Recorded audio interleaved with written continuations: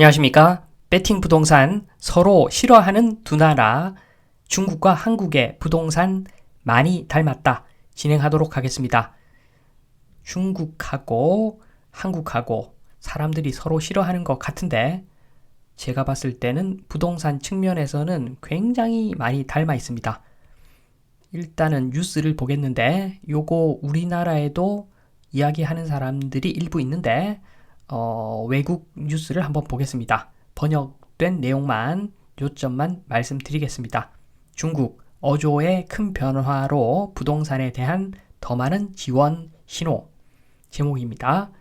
키포인트는 중국은 어려움을 겪고 있는 부동산 부문에 대한 기조를 바꾸며 정책적 지원의 길을 닫고 있다. 요게 핵심이죠.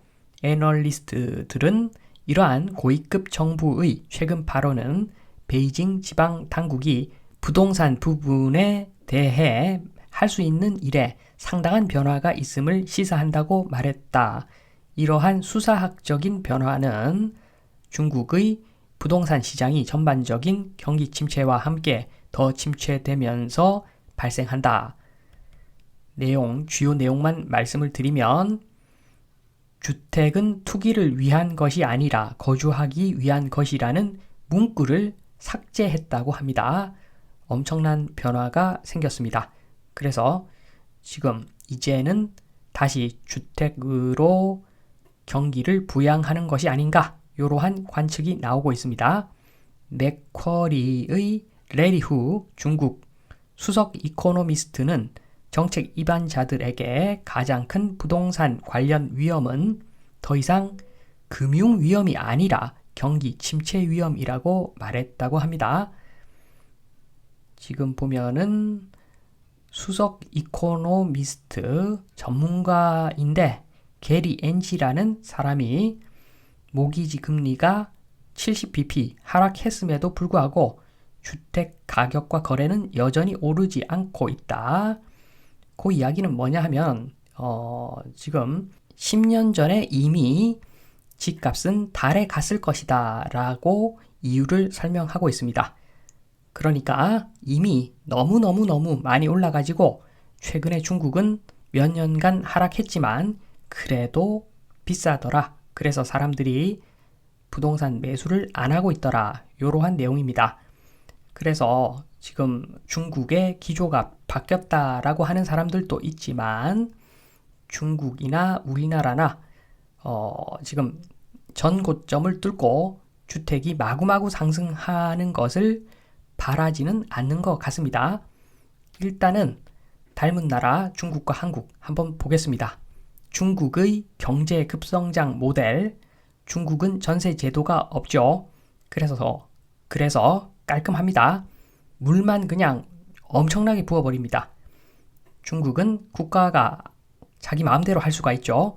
빚내서 집 사라 해놓고서 DSR 같은 거 무시하고 엄청난 금액을 소득은 지방에 있는 땅끝 마을인데 소득은 땅끝 마을 주택 가격은 압구정동 이런 수준으로 소득 별거 없는데 대출을 어마어마하게 해줘버리니까 중국 부동산이 말도 안 되게 많이 뛰었죠.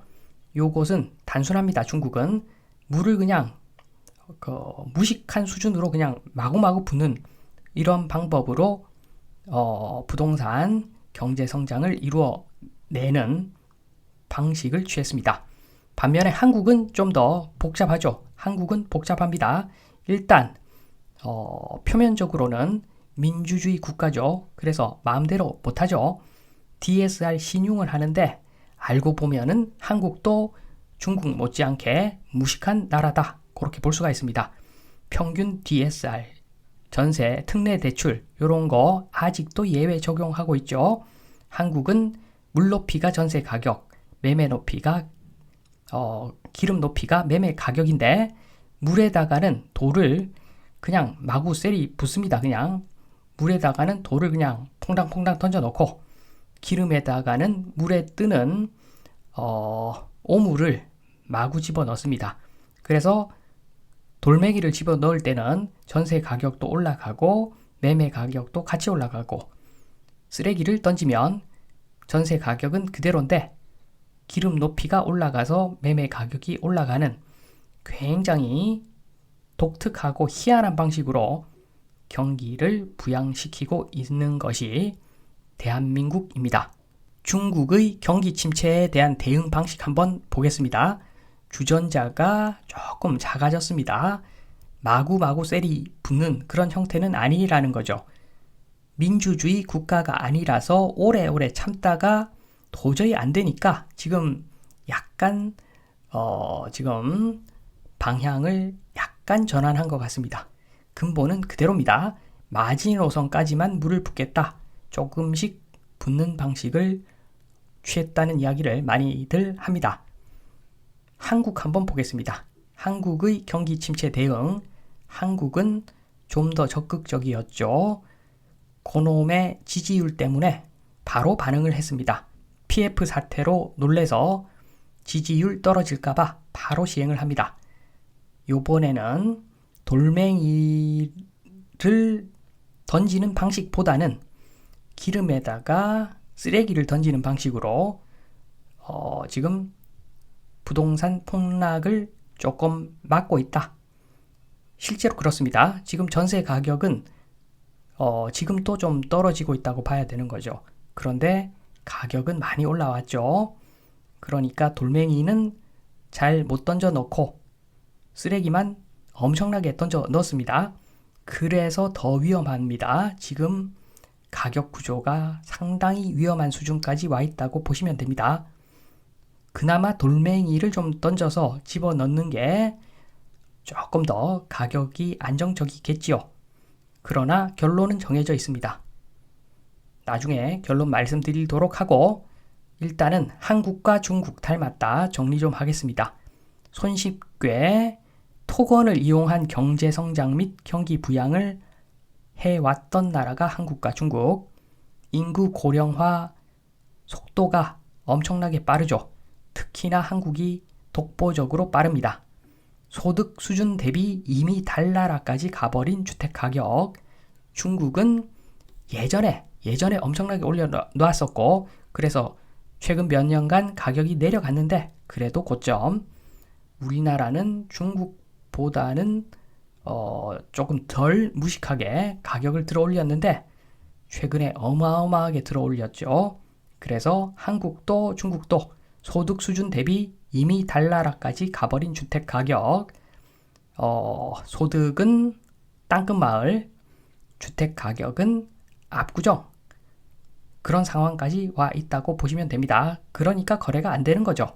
지금 거래하는 사람들은 부동산 측면에서는 하위 1%라고 보시면 됩니다. 부동산에 대한 지식이 하위 1%인 사람들이 지금 매수를 하고 있다. 이렇게 보시면 되고 해법 보시면은 가격 상승만 막으면 된다.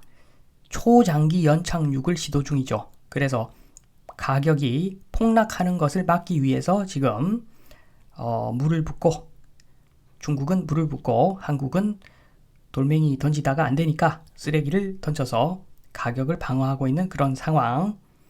고점 매수한 부동산 장기 보유자들을 말려 죽이는 상황이라고 보시면 됩니다.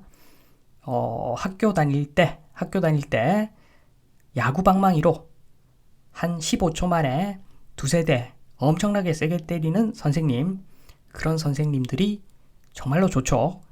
고통은 잠시 그걸로 끝입니다. 그런데 몇 날 며칠간 이야기로 말로 자근자근 씹어서 죽이는 선생님들 정말로 겁이 납니다. 지금 그런 상황이라고 보시면 됩니다. 그래서 말라 죽기 전에 지금 고점 매수한 부동산 보유자들 어떻게 해야 될 것인가, 이 부분에 대한 말씀을 드립니다. 고점 매수자들의 해법 계산을 해야죠. 일단 계산을 합니다. 수익 계산을 합니다. 가격 상승분 0원으로 보시면 됩니다. 정고점 오기가 힘들죠. 그러니까 시세 차익 기대하지 마시고 임대 수익 그것만 생각하시면 됩니다. 임대 수익에다가 유지관리비 빼고 세금 빼고 중개 수수료 빼고 그 부분이 순수한 이익이라고 보시면 되죠. 그리고 금융 비용을 계산해야 됩니다. 장기 평균 금리 한번 추정을 해 보시고 거기다가 매수 가격을 곱하면은 금융 비용이 나올 겁니다. 이렇게 계산해 보면은 매년 비용 발생은 필연입니다. 고점에 매수를 하면은 무조건 손해를 보고 있을 겁니다. 그런데 이 손해가 감당 가능하면은 고, 불가능하면은 스톱해야 됩니다. 사실 스톱하는 것이 맞겠죠. 고점에 매수하면은 임대 수익이 발생하기는커녕 금융비용 계산하면은 지금 엄청난 적자일 겁니다. 그런데 그게 잘 안 되죠. 그러니까 계산 한번 해 보시고 정말로 요거는 아니다. 요거는 정말 아니다. 이거는 너무 돈을 까먹는 행동이다.